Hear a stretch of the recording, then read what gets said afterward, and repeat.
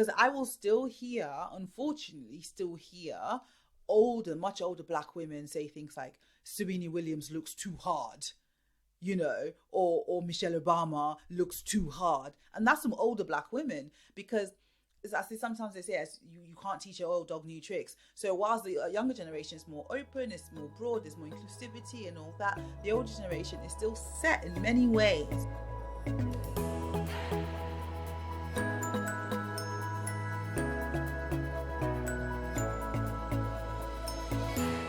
Before we start, for people who may not know who you are, do you mind giving us a very brief introduction behind who you are and what you do? So my name is Dija Ayodele, and I am a skincare expert. I am an author. I wrote the book Black Skin, the Definitive Skincare Guide, which was out last year. It's been out for almost a year. I am also a clinic owner, and I own a skincare clinic in London called West Room Aesthetics.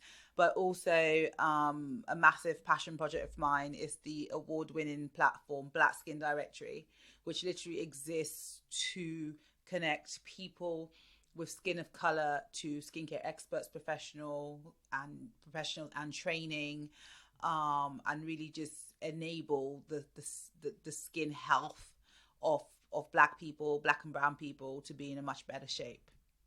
That's great. And it's interesting you said that the Black Skin Directory is a passion project. So we usually like to start off with going in from, upbringing and that kind of thing, talking about your background to get some context.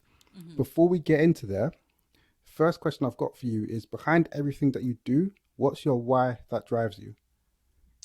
I guess one of my major whys is about ensuring there's an equal playing field and equal access to skincare and beauty for black women, black men, and obviously, black children.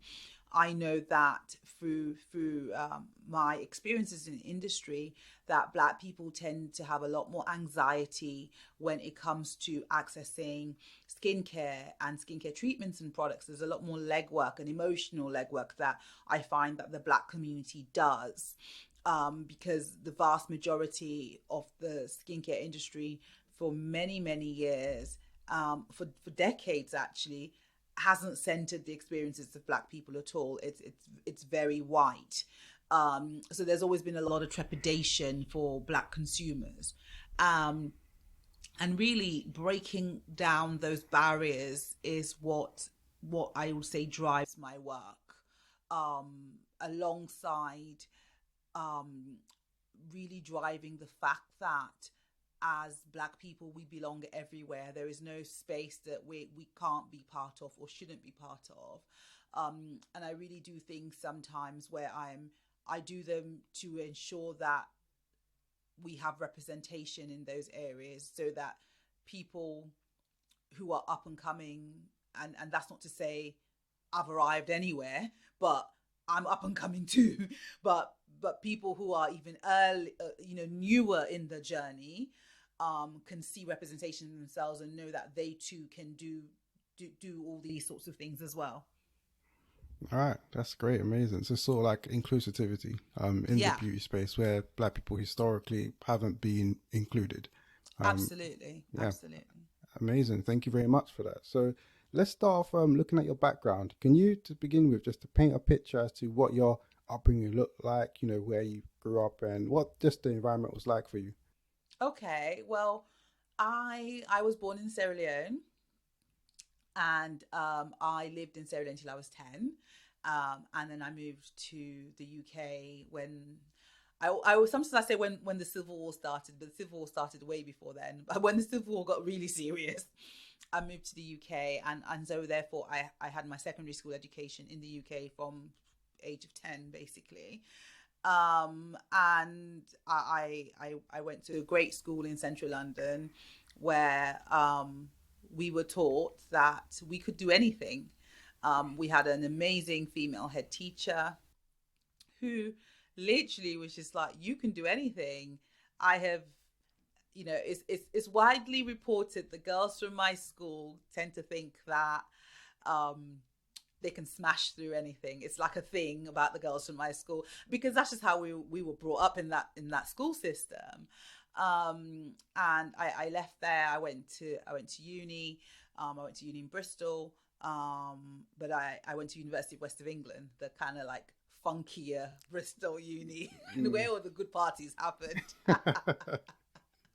And then I actually went into investment banking because my family being very academic, um, there was this whole thing, this whole concept about beauty was just not something they could get down with. I mean, it's something I've always participated in. I remember being very young and watching my mom get ready for things like cocktail parties, going to the salon with my mom. You know, and I used to think my mom's hairdresser and her beautician was the most stylish, most amazing person ever. But it was just never something like it was a career that was open to me. It was like it's, you know, and so I left uni and I went into banking, and I worked in HR in banking really. But it was so funny because I was never that girl you'd open her drawer and you'd find like paper clips, stapler. You'd open my drawer, you find nail polish, lipstick, everything. I used to, and when you think about the banking industry being quite straight cut, you know, I think obviously this is a podcast that you can't see me, but I'd be like bright red lipstick, big curly hair, you know, that would be my style. And it was so very not banking.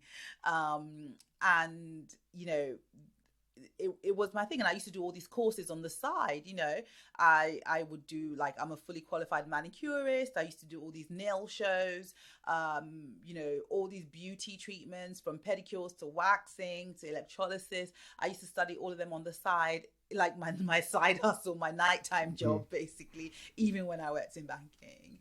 And when the first recession hit, I was like, do you know what, you know, I'm not cut out for this. And it was very apparent because I was one of those people who's just always angry. Like, you didn't do anything to me, like, but just going to work a job I didn't like. You know, I was just always like full of angst and ready to fight all the time. You know, obviously I kept it together. I worked in a very professional environment, but it was like, this is just not what I want to do. I can't imagine spending the rest of my life being here negotiating all these people's massive salaries for them. It was just Mm. not what I wanted to do. When the first recession hit, I remember I went to New York, and I remember working at New York Fashion Week with a friend of mine who's a makeup artist. And it was the most amazing experience, just you know, doing makeup. But funny enough, I was talking to the models more about their skin and you know, what they were looking for after their skin. And my friend was just like, Dija, you have wasted my time. I did not bring you here to come and talk about skincare products. You know, he was like, you should go and do skin. You like makeup, but makeup isn't your passion per se. Skincare is your passion. And so when we came back to London, I then enrolled. I decided I wouldn't go back to the city full time because the recession had hit then anyway. And I then enrolled at the London College of Beauty Therapy. And that's when I consolidated all of my qualifications. I had itty bitty qualifications from all sorts of places. I'd been doing all these like side hustle courses, but I then consolidated everything into full and proper qualifications. And as they say, you know, everyone says, and the rest is history. Yeah. That's very interesting, that background. And I can see some parallels to my own background to some degree.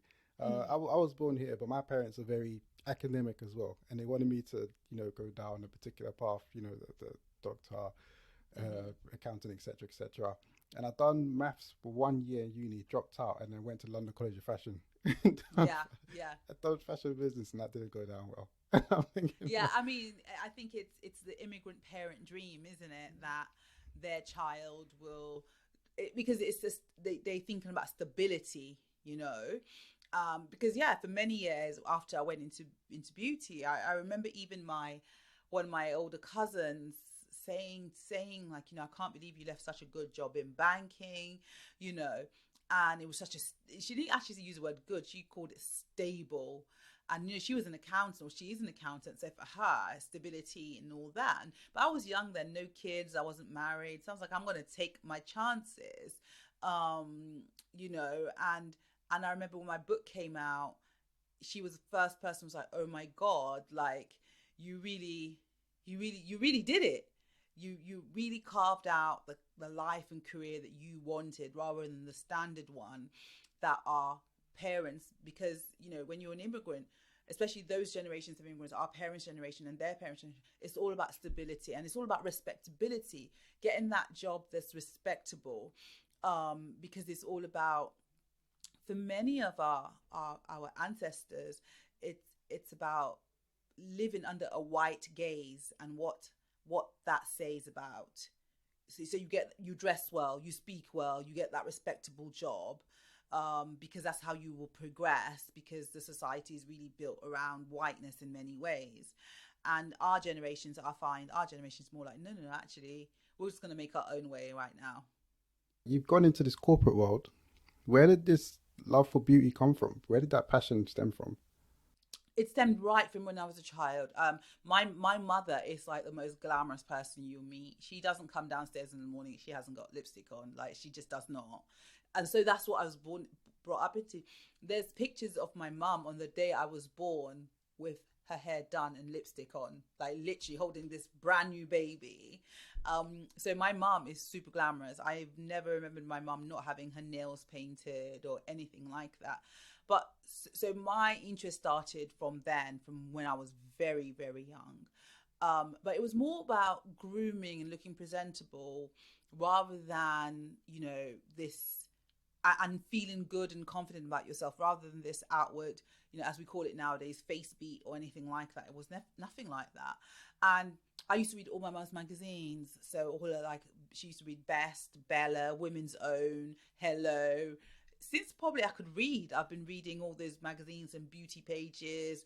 And so my interest started way before I actually came to this country.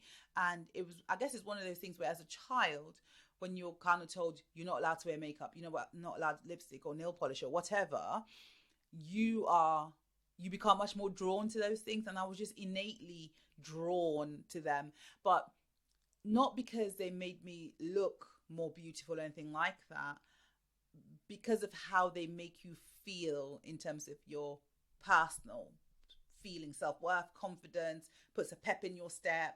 For me, it was all about the internal mental health aspect of how these things, and it still is, when I see women in clinic, it's always about how can I help their skin to make them feel good about themselves, rather than how can I help their skin to make them beautiful or anything like that.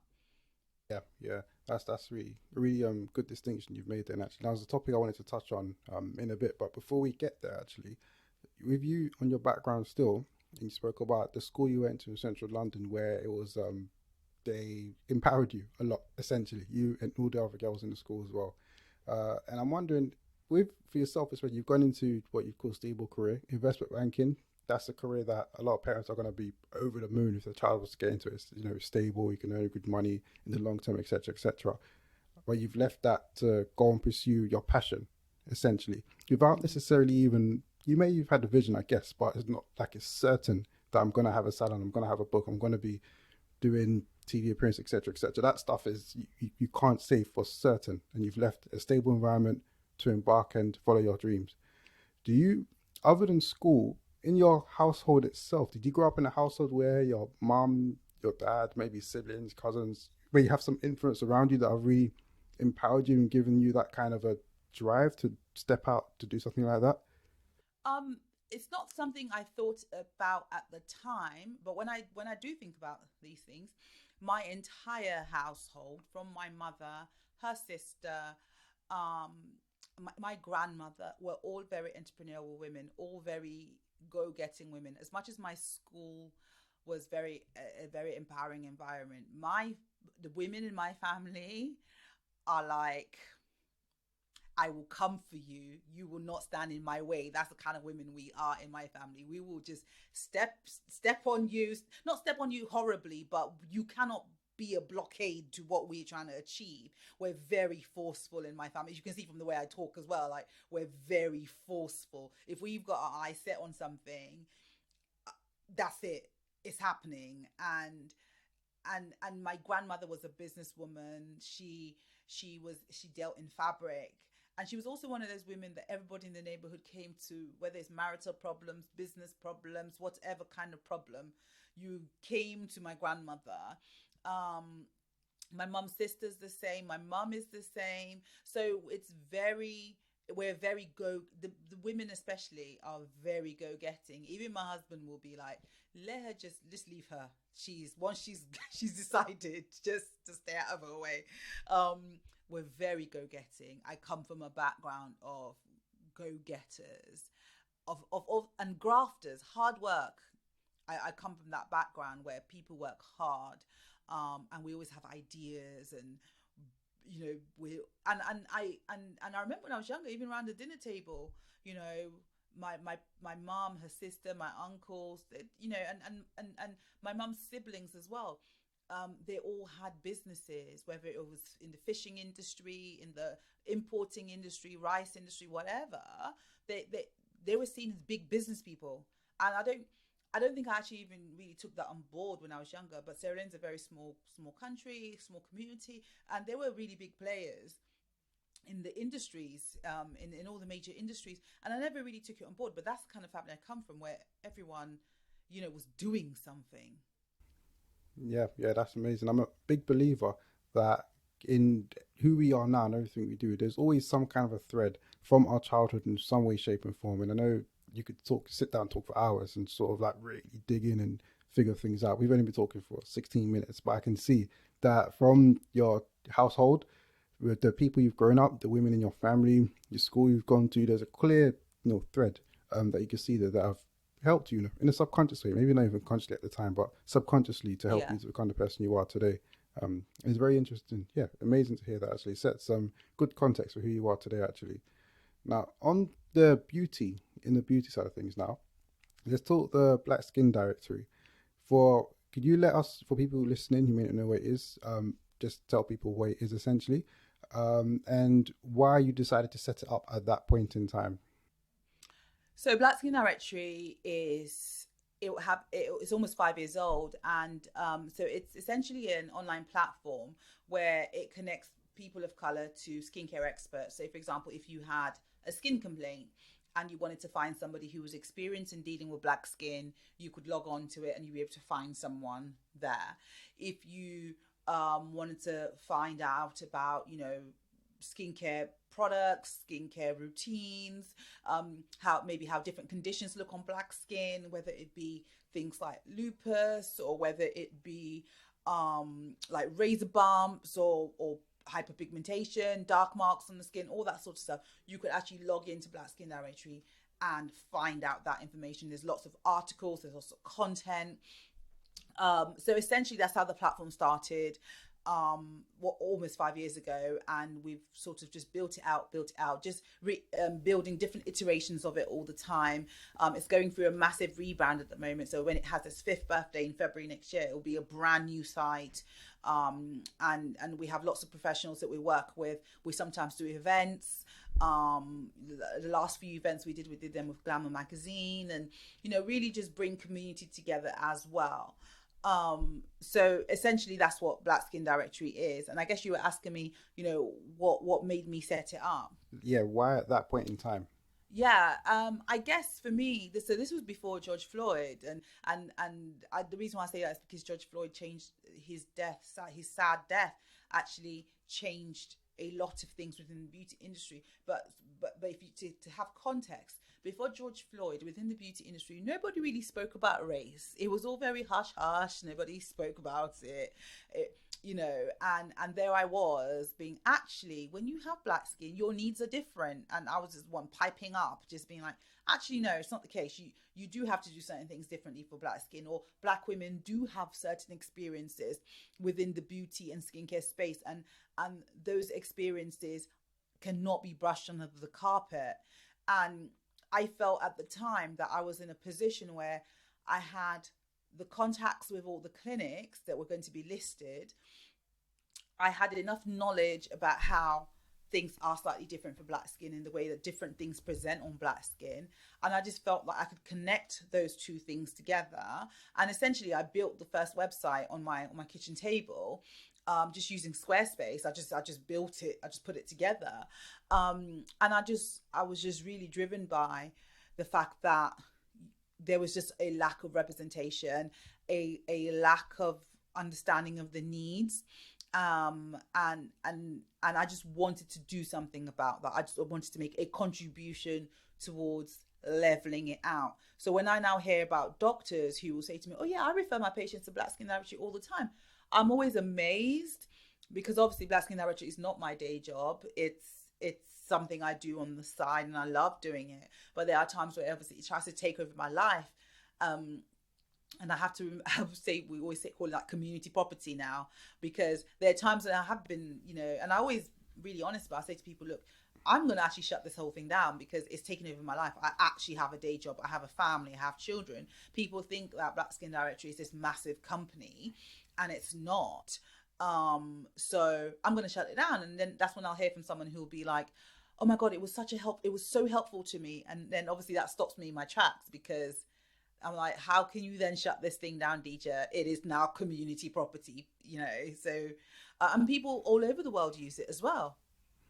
Yeah, amazing. And I guess it's sort of like you spotted a gap, an underserved portion of the industry, essentially. Black women, black people who weren't finding the information they wanted to find very easily. And then you've made it a lot easier. Basically, your directory so people can go there and just find what they need to find. Basically, yes. And but at the time, I didn't see it as anything. I didn't see, obviously I obviously wanted it to be received well and to do well and all that kind of stuff, but I honestly didn't see it 5 years down the line. I really didn't. I obviously didn't think about timing either. I just was like plodding on, which I still do. I just plod on with it. But sometimes that's a good thing. Sometimes, anyway, because like I think sometimes if you think too long term, people can get very bogged down with thinking either one, maybe the vision is too big, or two, just trying to perfect things before you even start. Sometimes if you just start and then just go over time, Yeah. you just learn over time. Like you said yourself, you made adaptations to the website over time. So you just start, see what works, see what doesn't work, see what people like, see what people don't like, and then make changes as you go along. Yeah, And some, absolutely. yeah, and sometimes Absolutely. that's just the best way to go about it. With when you started it, was it an issue that you faced yourself? You find it difficult to find information. I know you went and studied at the I forgot the name, the London College of London Beauty. College of Beauty Therapy. Yeah, London College of Beauty Therapy. And was that something you find an issue you had yourself or other black women that you were interacting with were having? It was more about other black women. I personally have um never really struggled to find skincare. I never have. I guess probably because I work in the industry, right? So I know where to go, who to talk to, who to speak to. I do my own research. It's very, very easy for me. So I have never struggled to find skincare. But I obviously have family members who aren't into beauty and skincare as much as I am, so they struggle, and they end up coming to ask me, so I'm aware of the issues that other black women face. Just because I haven't faced them doesn't mean that I can't try and help in that situation. So of course I'm very aware of the other issues black women face, and so the only thing I do remember and recall a lot was that obviously whilst I was studying, I know that I had to, when it came to black skin or skin of color, I had to put the work in myself. The curriculum does not accommodate skin of color. So I had to put the work in myself to find out the relevant information I needed, which is why we ended up launching the training platform for Black Skin Directory, because to this day, other professionals in the industry struggle to find information about skin of color. So we put a course together, which is online. You can just log on and you pay the course fee. You have access to it. You do the course.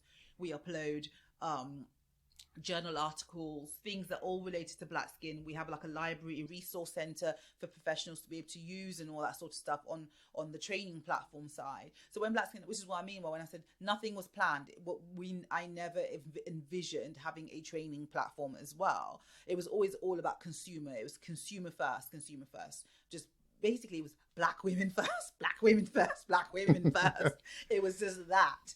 And it used to be I remember the tagline used to be connecting women of color, till it became connecting people of color, because we realized how many men used it as well.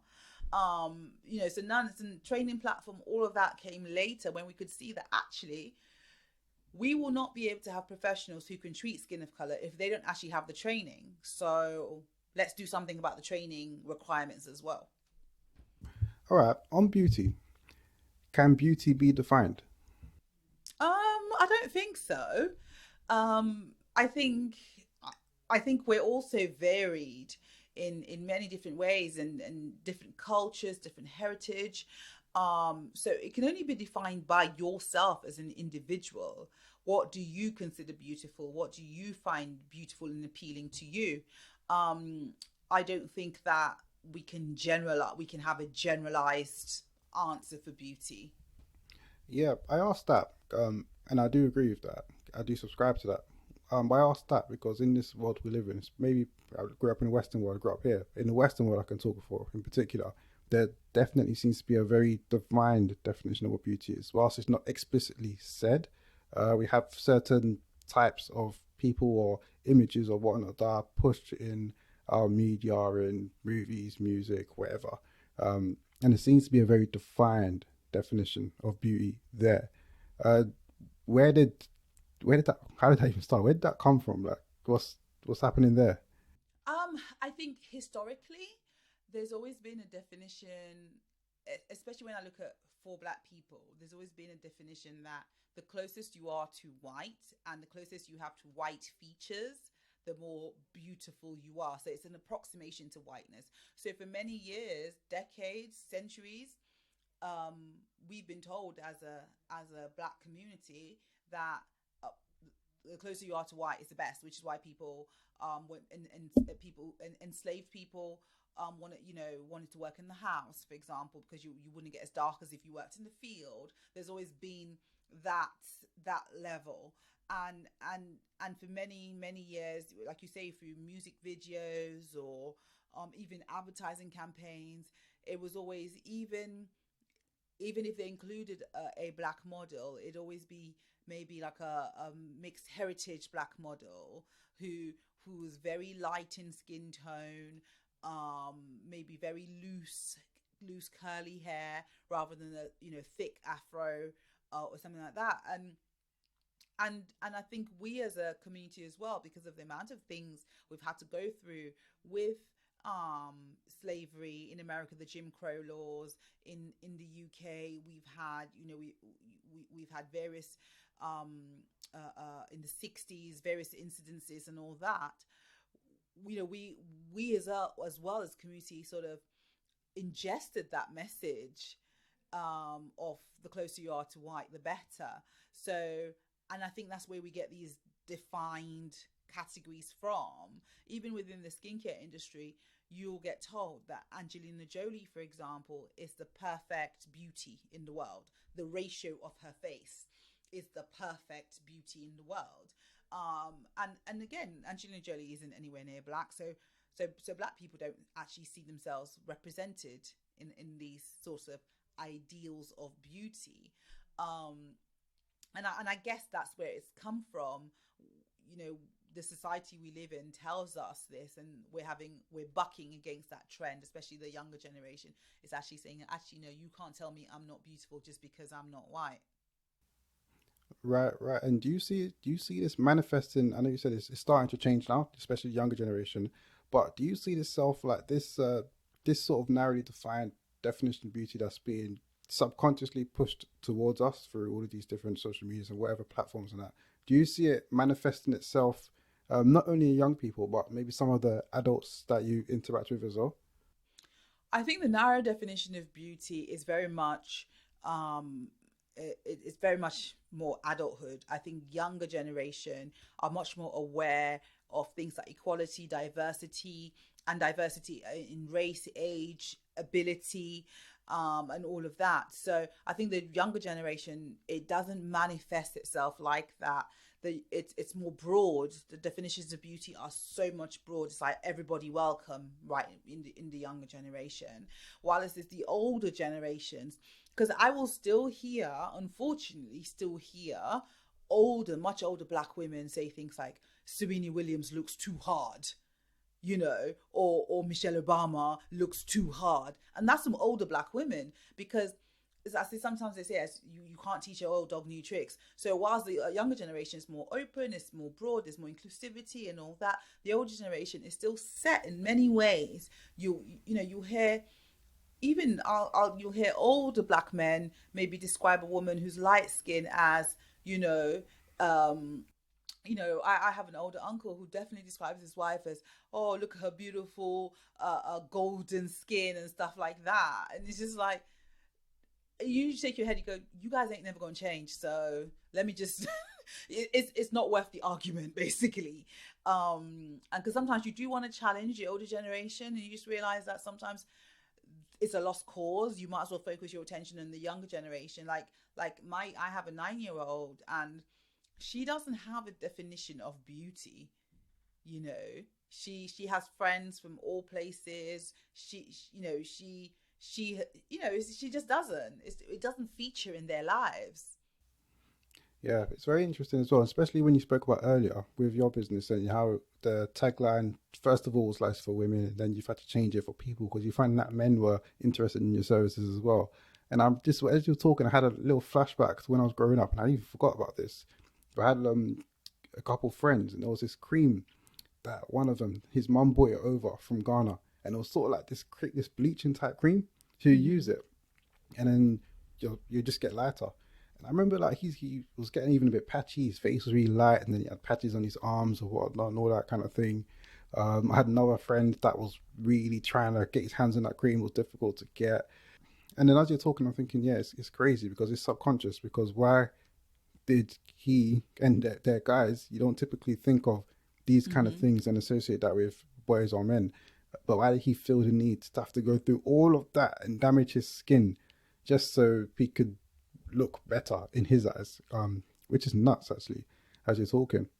Yeah, when you think about it, it's absolutely nuts. But you know, the idea, things like segregation, apartheid, all those things subconsciously told the black community that you will be worth more, you'll be more worthy. And this is all research I did for my book as well. You will be more worthy the lighter you are. You'll be more desirable the lighter you are.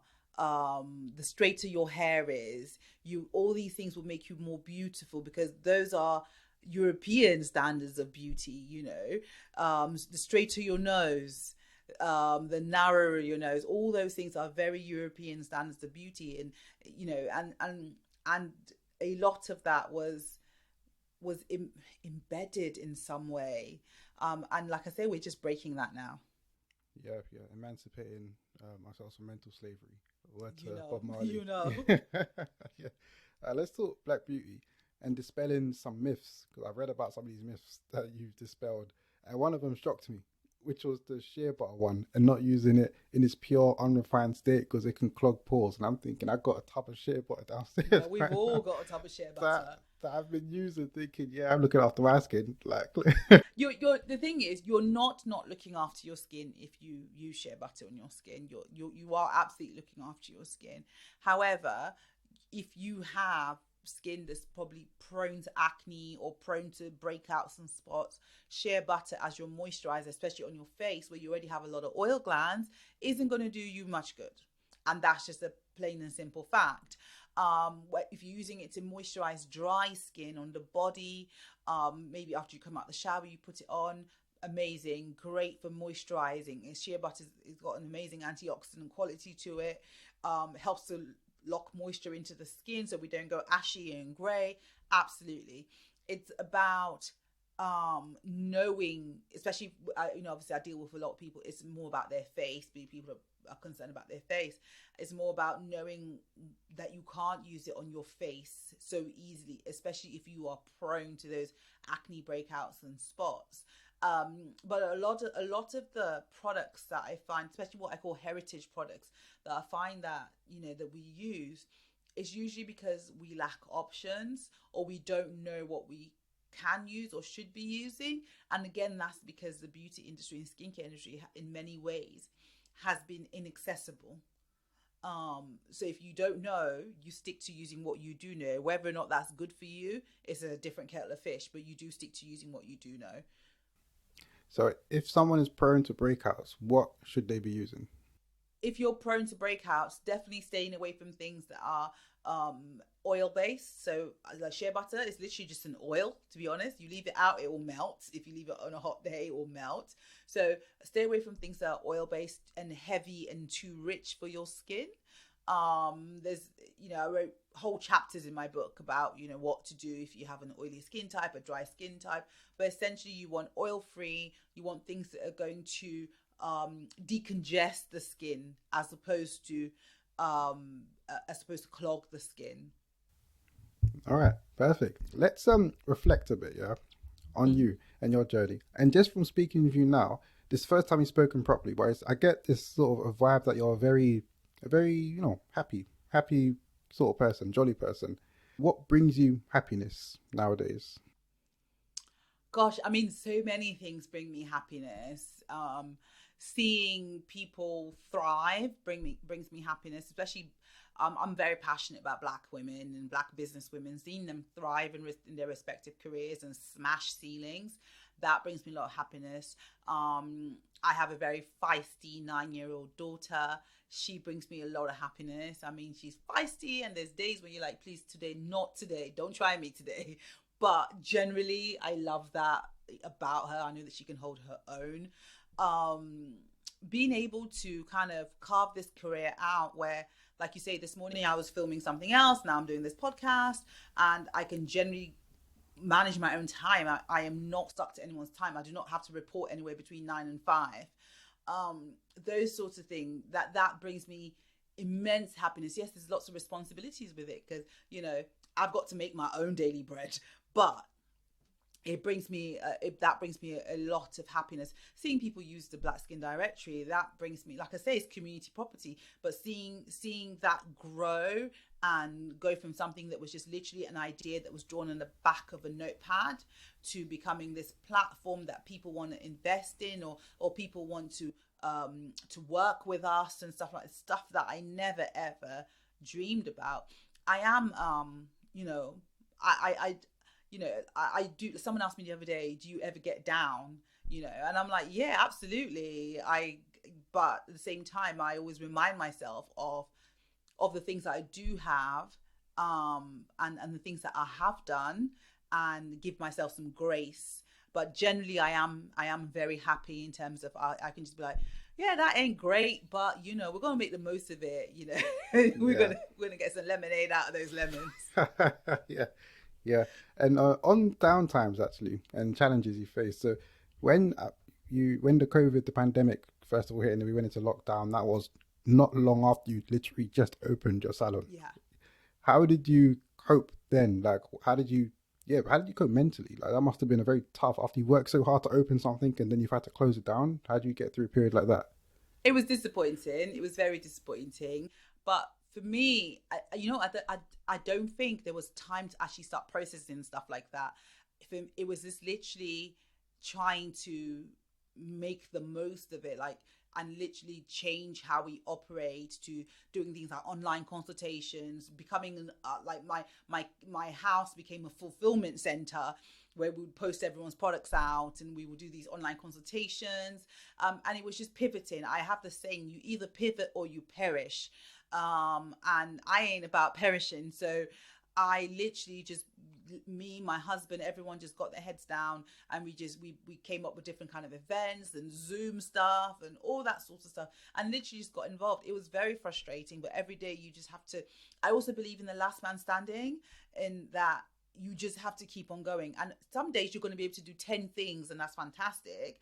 And some days you're going to be able to do one thing. But whatever that one thing you do, just do it to the best of your ability. And yes, some days you're like, oh my God, like I have days I'm like, oh, this is just not great. I'm not enjoying this. But you have to realize that in any job, no matter how fantastic it is, there's always, especially when you are the owner, there's always going to be tedious bits. There's always going to be bits that you don't want to do, admin stuff. Those things are there. It's like when people think that, or you go to all these fancy lunches and dinners and blah blah blah blah blah blah. That's why I never hesitate to let people see me without makeup in my office. My hair is pinned up, and I'm literally like, I have got 1,000 emails, 1,000 questions from customers and clients and all that sort of stuff, because you got to ride the rough with the smooth.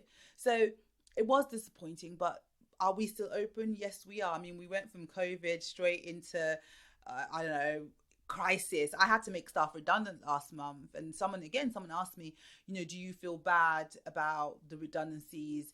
Or do you feel bad that you couldn't expand the business in the way you wanted to expand the business? And I was just like, I feel bad about redundancies, but I don't feel, I'm not down necessarily about expanding the business because it just wasn't the right time. And it's not a good use of my energy, really. I allow myself only so much time to feel down. And then after that, I'm like, girl, pick up, pick up, pick up. Please just pick up yourself. You cannot be down here, basically. And that's how I tend to operate. I do have a lot of therapy, though. I have therapy every week. I believe in it 100%. And it really helps me out. All right, that's great. Thank you for that. What has life taught you recently? That's an amazing question. What have I learned recently? That two things can be true at the same time. Things are not so black and white that it has to be either or. Two things can exist at the same time. You can be in a shitty situation but still progressing in some ways. So for me, it's for example, we've downsized the business, and that's not great. That's shitty. Or downsized the clinic, and that's not great. But at the same time, I'm doing amazing in some other areas. So those two things can exist. It doesn't have to be either or. And if you do an either or situation, you can box yourself in. Mm, yeah, that's really good. Okay, thank you for that. And last question as we prepare to wrap up. What does the next chapter in your own story look like? Oh God. I can't say I've thought that far ahead, but I am definitely looking to celebrating Black Skin Directory next year as it turns 5. We have a lot of exciting things planned, including the brand new website, and some partnerships as well. So I'm definitely looking to do that. But I definitely, obviously, I want to continue doing the work I love and working with women of color and keep smashing it in terms of um, breaking down barriers so that people who look like me can have access to the industry that I love so dearly. So I'm definitely looking forward to that for sure. All right, amazing. Thank you so much. That's it. 1000 Voices podcast done, wrapped up. Thank you so much, Dija, for coming on once again. Thank you for having me. No, I'd love to have you on. Thank you so much for coming and sharing everything you've shared. It's been so good, so insightful, so many gems. So thank you once again. Before we wrap up, have you got any last words? And also, where can people keep up to date with you, with what you do? Where can they buy your book if they want to as well? Okay. Any last words for me? Um, it's whatever you're doing, do it to. I would say just do it to the best of your ability at all times. Even like I say, even those days where you're like, I can't be asked. Do one thing and do one thing well on that day, and then other times smash it with 10 things. I am generally found on social media. Instagram is my main platform. Dija_Ayodele. And on there you will find access to everything about me, whether it be my book, whether it be my personal website, how to book an appointment with me, how to access Black Skin Directory. Everything is within my Instagram platform. Thank you very much once again, Dija. And that's that for now. So that was 1000 Voices. We had the amazing DJ Ayodele on the podcast. And for now, people, we're out. Amazing. Thank you.